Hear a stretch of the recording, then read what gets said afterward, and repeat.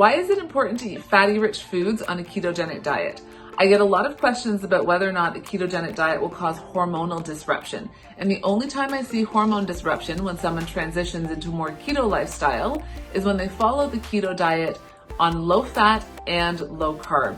We know that we need fats in order to make hormones. So we often get questions, will keto disrupt thyroid function? We hear people talk a little bit about hair loss.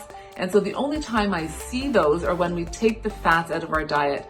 Every cell in our body is made from fat. We need the fats for proper hormone production. We also want our body to make use of those fats to break them down as that fuel source in order to create ketone bodies. We want to provide that fat as a source of fuel for the brain.